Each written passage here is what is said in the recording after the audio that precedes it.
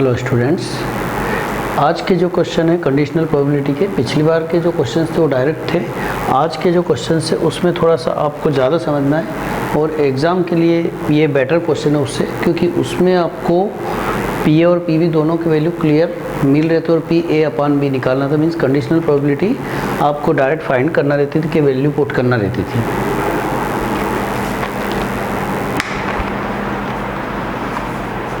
तो पहले आपको आज के क्वेश्चन को पढ़ने के बाद ये डिफाइन करना है कि ई और एफ क्या है। जैसे इस क्वेश्चन में ई और एफ मिल रहा है तो कोई प्रॉब्लम नहीं है, और बाद में आपको ई अपॉन एफ निकालना है।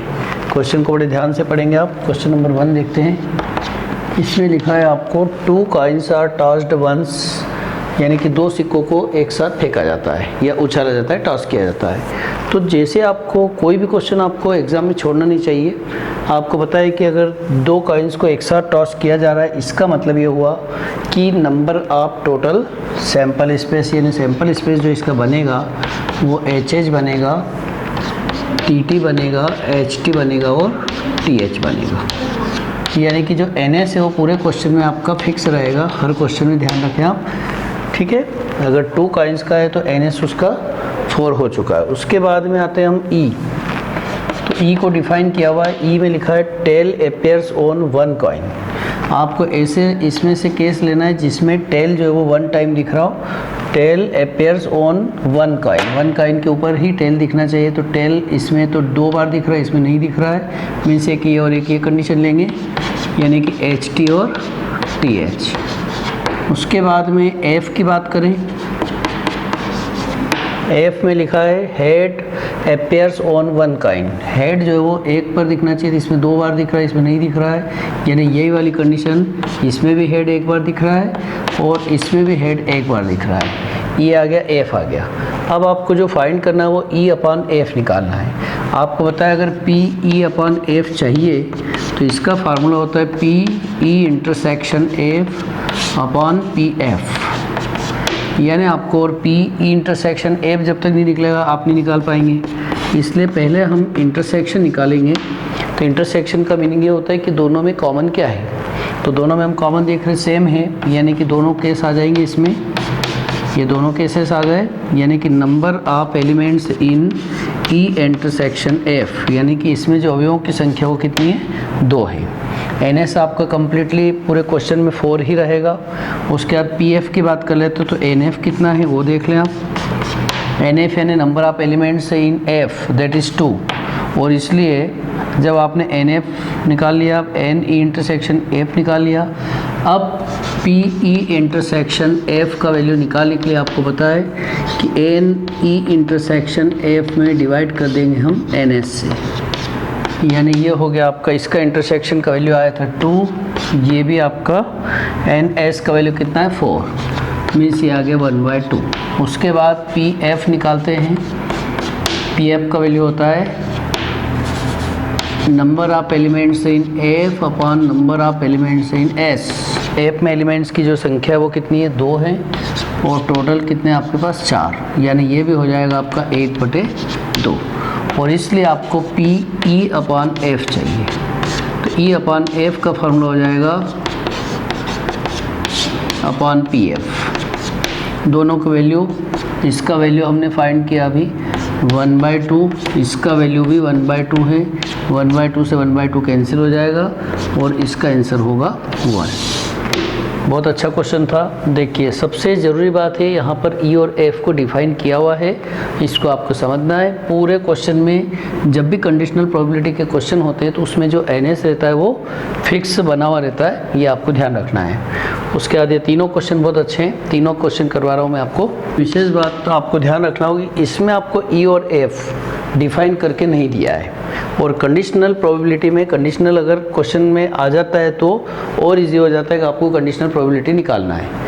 अब आपको इसमें समझने की बात ये कि मैंने आपको बताया था कंडीशनल यानी प्रतिबंधी संयोजकता ज्ञात, प्रतिबंधी प्रायिकता ज्ञात कीजिए। तो प्रतिबंधी प्रायिकता में एक कंडीशन आपको मिलेगी, एक घटना ऑलरेडी, या आपको कहा जाएगा कि जबकि ऐसा पहले से किया हुआ है। तो देखो क्वेश्चन को पढ़ते हैं। On throwing A black and red dice, ठीक है, दो प्रकार के उसके पास पासे हैं, एक ब्लैक कलर का है और एक रेड कलर का। If 5 appears on the black dice, ये देखिए आप, If 5 appears on the black dice, मतलब एक प्रकार से ये पहले से आपको उसने कम्प्लीटली बोल रखा है कि यदि 5 जो है वो ब्लैक पर पहले से दिख रहा है, then find the conditional probability of getting the sum is greater than 9।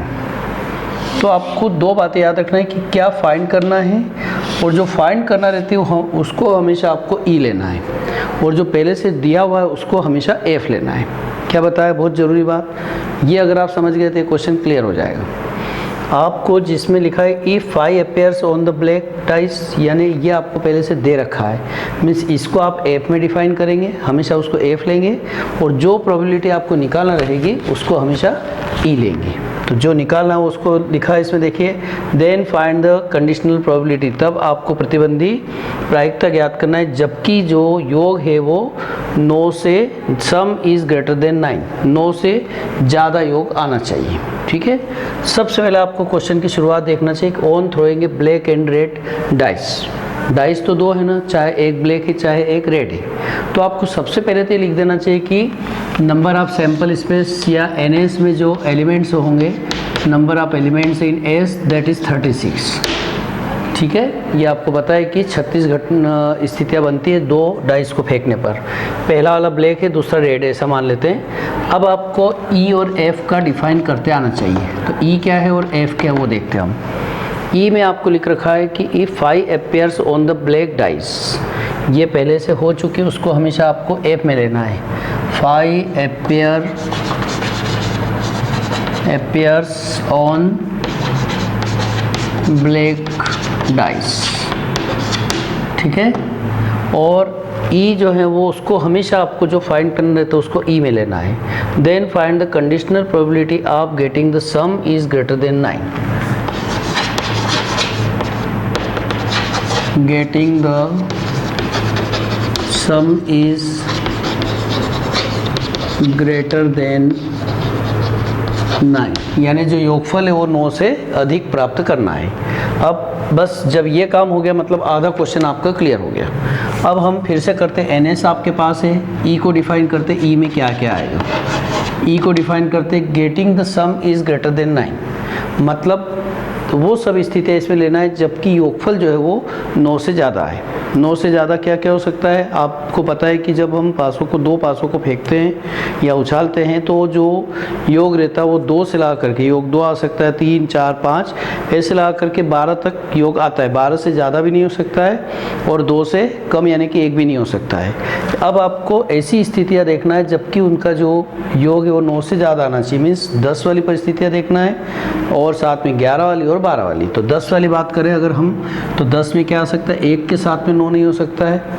हमेशा स्थिति ऐसे ही देखना है, 1 से स्टार्ट करो तो कभी भी कोई मिस्टेक नहीं होगा। 1 के साथ 9 नहीं हो सकता है, 2 के साथ नहीं, 3 के साथ, 4 के साथ, 4 के साथ हो सकता है। 4 के साथ अगर मैं लेता हूँ तो इधर 6 आ जाएगा, 5 के साथ लेते हैं तो 5, 6 के साथ लेते हैं तो 4। ये 3 स्थितियाँ तो योग 10 की प्राप्त हो गई। योग 11 भी हो सकता है, योग 11 के लिए हो जाएगा 5 के साथ 6 और 6 के साथ 5। योग 12 की स्थिति देखें तो 6, 6 एक ही परिस्थिति होती है जिसमें योग 6 बनता है। यानी एक प्रकार से ये आपने ई को रिप्रेजेंट कर दिया। अब एप की बात कर लेते हैं। एप में क्या क्या आएगा देखिए आप, 5 appears on black dice, black dye के ऊपर 5 पहले से दिख रहा है। मान लीजिए पहले वाली आपने ब्लैक डाई ली तो ये 5 दिखा, बट ये नहीं कहा है कि दूसरे पे क्या दिख रहा। हो सकता है फर्स्ट वाले पे 5 है बट सेकंड वाले पे 1 ले लिया, देन 5 2, 5 3, 5 4, 5 6, 5 5 और 5 6।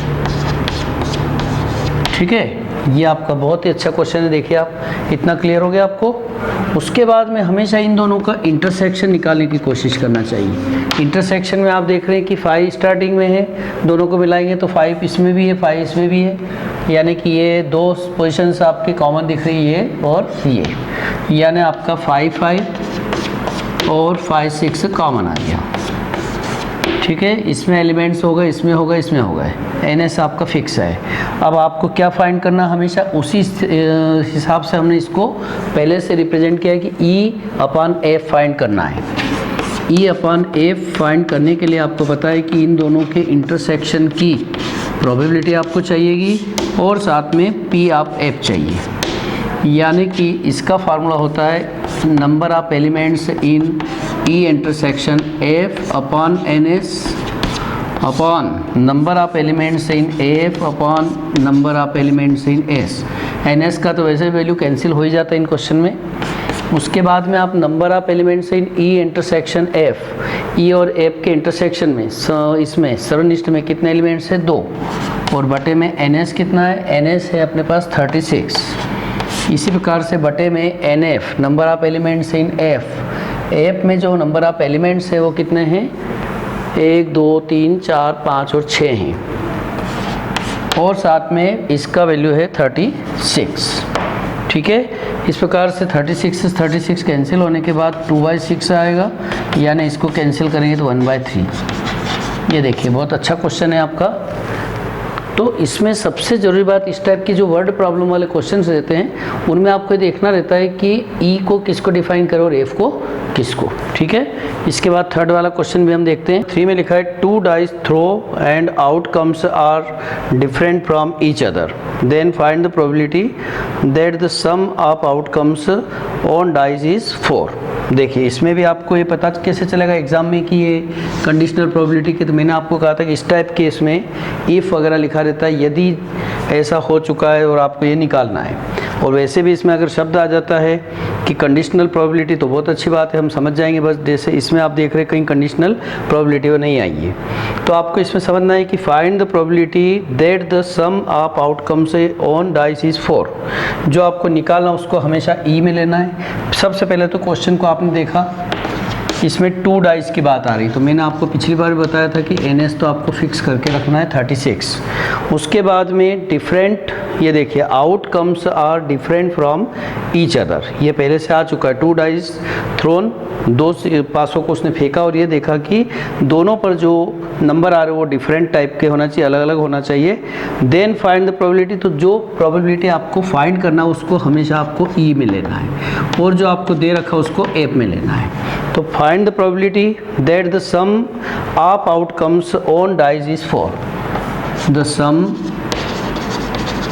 इज 4 और इस पर क्या दे रखा आपको, outcomes are different, outcomes are different numbers. ठीक है, और ऐसा अगर आपने पहले से डिसाइड कर लिया तो फिर ये क्वेश्चन लगभग आपका पूरा हो जाएगा। अब हम ई की बात करें, द सम इज़ 4, सम आपको 4 निकालना है, यानी कि इनका जो योग रहता है वो 4 आना चाहिए। योग 4 के लिए क्या बनता है, 1 के साथ 3, 2 के साथ 2, 3 के साथ 1 और 4 के साथ नहीं हो सकता है। इसके बाद में एप बना लीजिए आप। एप में उसने बोला है आउटकम्स आर डिफरेंट नंबर्स, यानी वो सब नंबर्स लेना है जो डिफरेंट हो। डिफरेंट से मतलब जैसे 1 1 नहीं हो सकता है, 2 2 3 3 4 4, ऐसे 6 6 तक नहीं हो सकता। तो यानी कि 36 में से 1 1 जो डबलेट्स होते हैं, द्विक होते हैं, उनको हटा दीजिए। तो ये कितने हो जाएंगे, आपके लिखने की ज़रूरत नहीं इसमें, ये हो जाएंगे आपके 30। Number of elements in F R 30, या फिर आप सभी को लिख सकते हैं, केवल इनको माइनस कर देना, 1 1 2 2 3 3 4 4 5 5 और 6 6 को, बाकी 36 की जो सिचुएशन होती है उसको आप यहाँ करेंगे तो 30 आ जाएगी। अब आपको E/F बताना है। E/F के लिए पहले कॉमन देखेंगे, E और F का। तो कॉमन में आपका ये डबलेट से नहीं आएगा, बाकी सभी आएगा। तो आपका कॉमन में आ गया 1 3 और साथ में 3 1, यानी कि हो गया एलिमेंट्स इसमें। E/F निकालने के लिए पहले हम कॉमन देख रहे थे, E/F, E और F का कॉमन। चलो ये भी हो गया। अब आप PE/F बनाएंगे, तो इसके लिए हो जाएगा PE intersection F/PF। E intersection F में कितने एलिमेंट्स हैं, 2 हैं, और NS का वैल्यू अपना फिक्स है 36। इसी प्रकार F में एलिमेंट्स है 30 और इसमें नंबर ऑफ एलिमेंट्स है 36। इसको इससे कैंसिल करेंगे, आंसर हो जाए 1/15। ठीक, फिर से देखें आराम से। 2 डाइस थ्रोन, 2 डाइस को फेंका था और इसमें outcomes are different from each other, यानी कि एक प्रकार से ये आपको डिफाइन करके दिया है कि जो आउटकम्स है वो डिफरेंट आ रहे हैं। तो यहाँ से क्वेश्चन स्टार्ट करना चाहिए कि नंबर ऑफ सैंपल स्पेस में कितने एलिमेंट्स आ रहे हैं, तो 36 हो गया।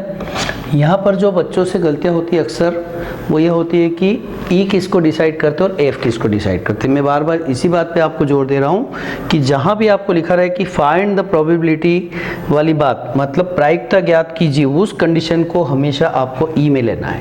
तो इसलिए लिखा था find the probability that the sum of outcomes on dice is 4, इसीलिए मैंने इसको ई में डिसाइड कर लिया।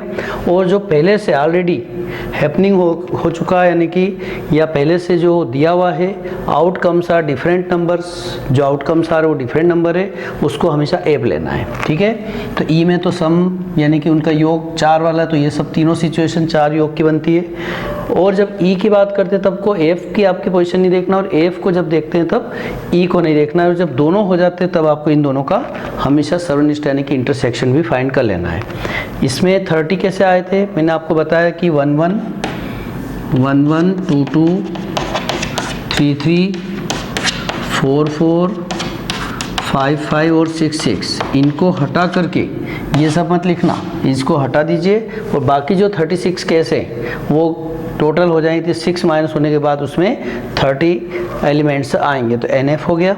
अब इन दोनों का इंटरसेक्शन जब निकालेंगे तो इन दोनों में इंटरसेक्शन के रूप में 2 2 नहीं आएगा, 1 3 और 3 1 आएगा, मीन्स 2 आ जाएगा। ठीक है, तो नंबर ऑफ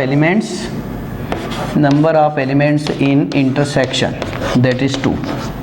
इस प्रकार से PF E अपॉन F निकालना, तो इन दोनों का इंटरसेक्शन अपॉन PF 2/36 और 30/36, यानी 1/15 इसका आंसर आएगा।